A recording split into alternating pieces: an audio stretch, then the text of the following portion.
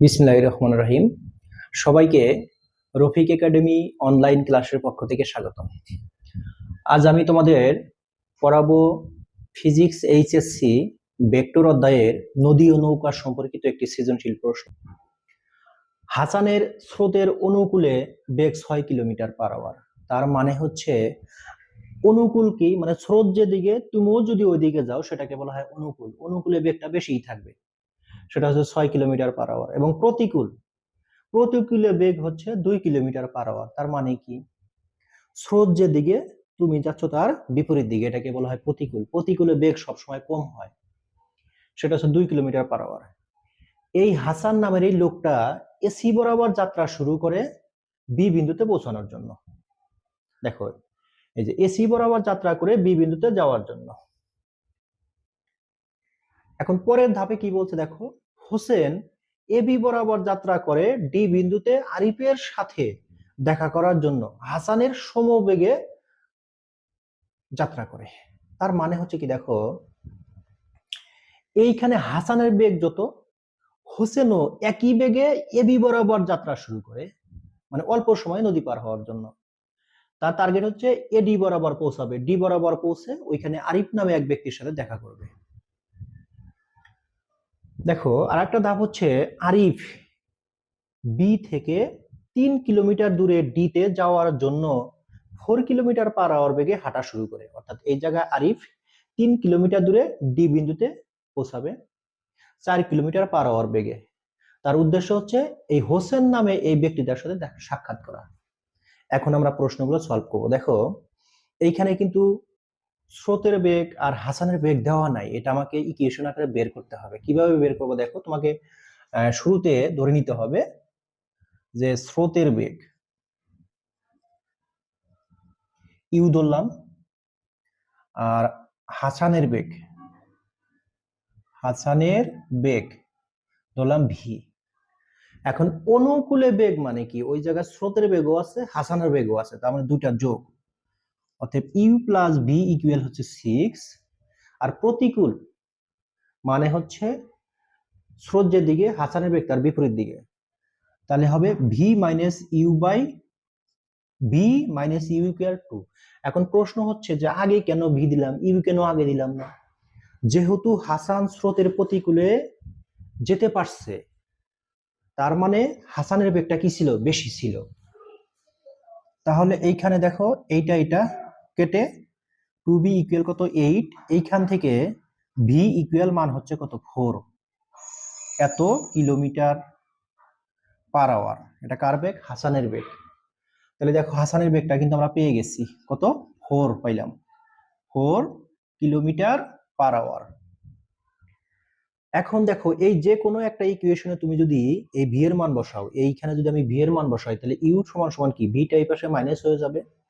তাহলে অর্থাৎ you equal তুমি মান পাবা কত, এই 6 থেকে যদি 4 বাদ দেই মান পাবো কত 2 কিলোমিটার পার আওয়ার। দেখো এখন কিন্তু আমরা স্রোতের বেগ পেয়ে গেলাম কত 2।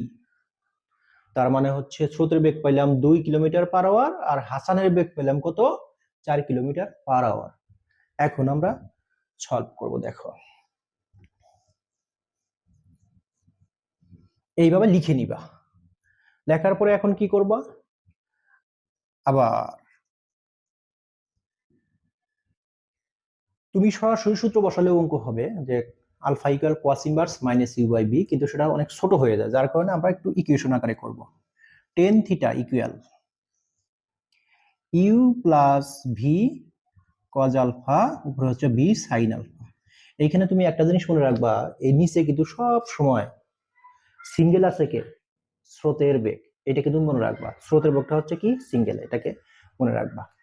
তাহলে দেখো তো, সে যখন এই বরাবর যাত্রা শুরু করে সে পৌঁছাইছে কিন্তু এই বরাবর, তাহলে কত ডিগ্রি কোণে পৌঁছাইছে, 90 ডিগ্রি কোণে পৌঁছাইছে। এখানে থিটাটা হবে কত 90 degree. V sine alpha u plus v cos alpha.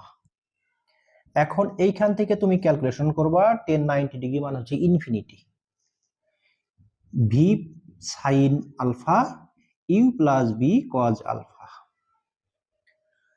এখন এইরকম যখন ইনফিনিটি আসে তুমি এই ডিরেক্ট এই হরের মানটা কি লিখে দিবা, 0 লিখে দিবা। হর সমান কি 0। তাহলে আমরা লিখতে পারি u plus v cos alpha equal কত 0।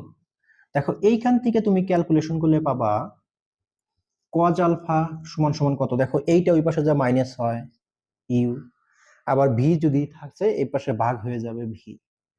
তার মানে এটাকে লেখা যায় কি দেখো তো, alpha equal cos inverse minus u by v. দেখো এইখানে তুমি যদি মান বসাইয়া দাও, কোয়াস ইনভার্স মাইনাস কত, ইউ কত 2, ভি কত 4, এটা ক্যালকুলেশনে মান বের করবো, আসবে কত 120 ডিগ্রি। অর্থাৎ হাসান এই এসি বরাবর যাত্রা শুরু করে বি বিন্দুতে পৌঁছাতে যদি চায়, তাকে স্রোতের বেগের সাথে 120 ডিগ্রি কোণে যাত্রা শুরু করতে হবে। এখন আমরা 2 নম্বর প্রশ্নটা সলভ করব।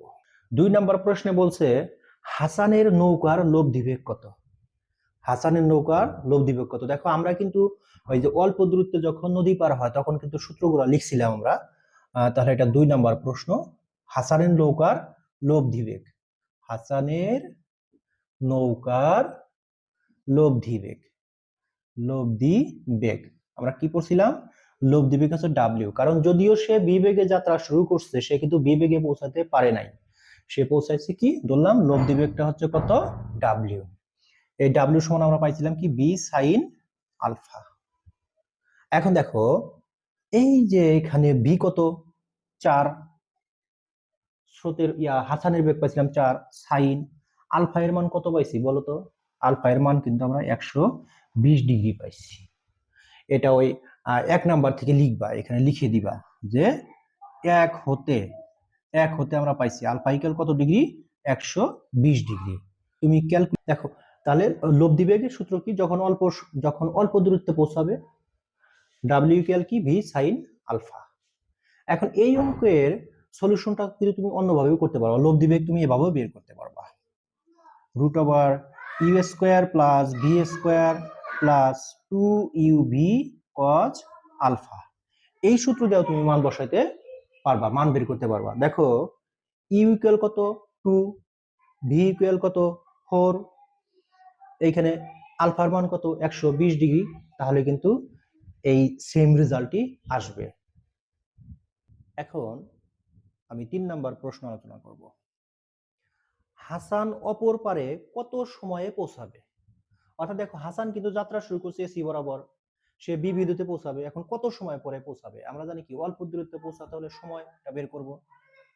3 নাম্বার প্রশ্ন, 3 নাম্বার প্রশ্ন হচ্ছে সময় বের করতে বলছে। আমার সময়ের সূত্র কি, ডি টি ইকুয়াল কত ডি ভাগ ভি সাইন আলফা। দেখো আলফার মান কিন্তু আমরা আগে বের করছি, এখানে তোমরা এখানে লিখবা যে 1 হতে আমরা ওই যে আলফার যে মানটা বের করছি তোমরা আগে বের করে নিবা, আলফার মান কত 120 ডিগ্রি। তুমি যদি এখানে মান বসিয়ে দাও তাহলে কিন্তু অঙ্কটা শেষ। দেখো ডির মান কত, নদীর প্রস্থ কত 3, ভি কত 4, সাইন 120 ডিগ্রি। এটার মান আসবে 0.87, এত কি আওয়ার, এত আওয়ার। এখন আমরা 3 নাম্বার প্রশ্নটা সলভ করব। দেখো এখানে কি বলছে, হাসান অপর পারে কত সময় পৌঁছাবে। অর্থাৎ হাসান কিন্তু যাত্রা শুরু করছে সি বরাবর, সে পৌঁছাবে বি বিন্দুতে, অর্থাৎ অল্প সময় অল্প দূরত্বে নদী পার হতে চায়। তাহলে অল্প দূরত্বে নদী পার হওয়ার ক্ষেত্রে সূত্র আমরা জানি টি ইকুয়াল কত ডি ভাগ ভি সাইন আলফা। দেখো সবকিছুর মান কিন্তু দেওয়া আছে। দেখো আমরা 1 হতে পাইছি কি আলফা সমান কত পাইছি বলো তো 120 পাইছি, এই মানটা এখানে বসাইয়া দিবা। ডি এর মান কত 3 ভাগ 4 সাইন 120 ডিগ্রি, এটার মান আসবে 0.87, এত কি আওয়ার, এত আওয়ার। অর্থাৎ হাসান অপর পারে পৌঁছাতে সময় নেবে 0.87 আওয়ার। এখন আমরা 4 নাম্বার প্রশ্নটা সলভ করব। দেখো 4 নাম্বার প্রশ্ন কি বলছে, 4 নাম্বার প্রশ্নে বলছে হোসেন অপর পারে কত সময়ে পৌঁছাবে। দেখো হোসেন কিন্তু যাত্রা শুরু করছে এবি বরাবর, তার মানে সে কি অল্প সময়ে পৌঁছাবে না। তাহলে অল্প সময়ে পৌঁছানোর ক্ষেত্রে আমরা ডিরেক্ট সূত্র জানি কি, টি মিনিমাম, মানে অল্প সময়ে সে পৌঁছাবে। সূত্র কি, জাস্ট ডি ভাগ ভি। ডি কত 3, ভি কত 4। তাহলে এটার মান আসবে কত বলতো? এটার মান আসবে 0.75, এত কি আওয়ার। তাহলে আমাদের 4 নম্বর অঙ্কটাও শেষ হয়ে গেল। এখন আমরা সলভ করব 5 নাম্বার। দেখো 5 নম্বরে কি বলছে। 5 নম্বরে বলছে হোসেনের নৌকার পার্শ্বীয় সরণ কত। অর্থাৎ হোসেন তো যাত্রা শুরু করছিল এই বরাবর, তাহলে এই পার্শ্বীয় সরণ কত, জাস্ট এই এক্স, এক্স এর মানটা চাইছে। এক্স এর মান চাইছে যে হোসেনের পার্শ্বীয় সরণ কত। এখন পার্শ্বীয় সরণের ক্ষেত্রে আমরা সূত্র জানি কি, দেখো তো, পার্শ্বীয় সরণ, পার্শ্বীয় সরণের সূত্র হচ্ছে x equal u into d বা ভি। শুধু এখানে মানগুলো বসায় দিবা। ইউতে কত, স্রোতের বেগ, স্রোতের বেগ ছিল কত 2, ডি ছিল কত 3, আর ভি ছিল কত 4। এটার ক্যালকুলেশন করলে তোমরা মান পাবা 1.25 এত কিলোমিটার। 5 নম্বর অঙ্ক শেষ। এখন আমরা 6 নম্বর অঙ্কটা আমরা এখন সলভ করতে চেষ্টা করব।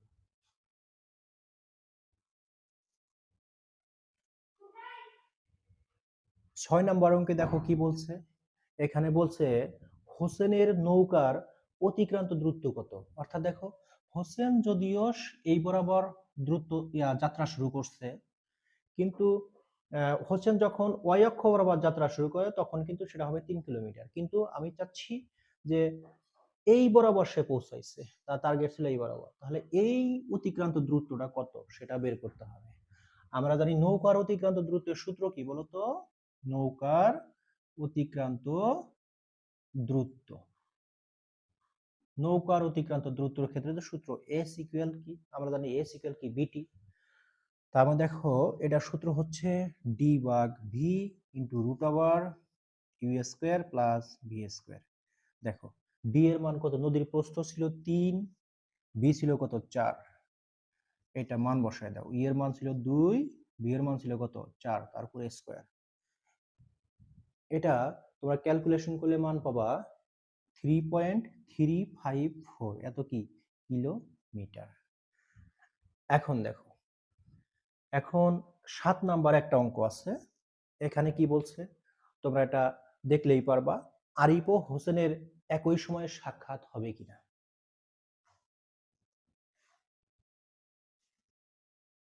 7 নাম্বার অঙ্ক দেখো কি বলছে, আরিফ ও হোসেনের সাক্ষাৎটা একই সময়ে হবে কিনা। তাহলে আমাকে কি বের করতে হবে, এই আরিফের পৌঁছাইতে সময় লাগছে কত সেটা, আবার হোসেনের পৌঁছাইতে সময় লাগছে কোনটা সেটা বের করলেই আমাদের হয়ে যাবে। তাহলে এখন আমরা লিখতেই পারি হোসেনের ক্ষেত্রে, হোসেনের ক্ষেত্রে তাহলে হোসেন পৌঁছাইছে কিন্তু কি ন্যূনতম সময়ে, তাহলে টি অফ হোসেন এখানে আমরা দিব ডি ভাগ বি, ন্যূনতম সময়ে পৌঁছানোর ক্ষেত্রে সূত্র এটা।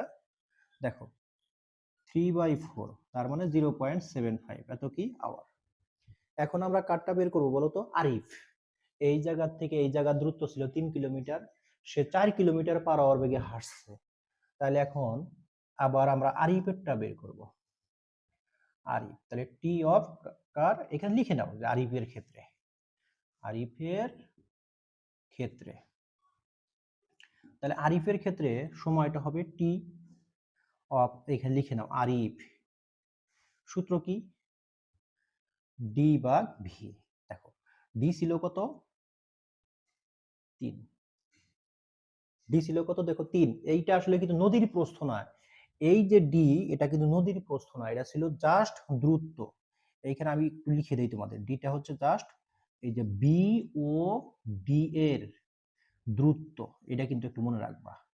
যেমন আগের অঙ্কগুলোতে যে আমি ব্যবহার করছি ডি, এটা ছিল নদীর প্রস্থ, কিন্তু এই জায়গায় দূরত্বটা কি তুমি এটাকে মনে রাখবা সব সময় যে এইখানে যে দূরত্বটা এটা হচ্ছে কি ওই বি আর ডি এর দূরত্ব কত 3, এটা ছিল কত 4।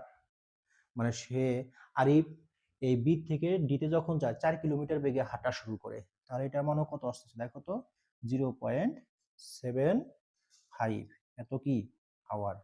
তার মানে দেখো তো এই দুটো মিলে গেছে না?